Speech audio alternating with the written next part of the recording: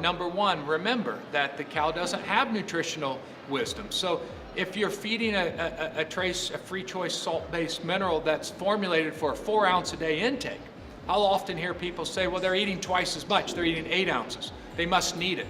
And that's not true. The cow doesn't know what she needs. She's eating 8 ounces because she's craving salt. And all that's happening is that extra 4 ounces is just costly, and it's just an added waste in the system. But then again, if it's formulated for 4 ounces and she's only eating 2 ounces, it's not because she doesn't need it. And so what we need to do is use systems that will optimize the targeted amount.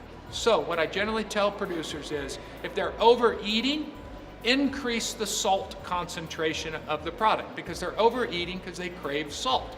So if they overeat or consume twice the amount of the free choice mineral, you can cut it in half with free choice stock salt, and then they'll be meeting their requirement. But you got to remember, when they start eating less, you don't want to keep cutting it in half, because then you'll be diluting the amount that they're getting.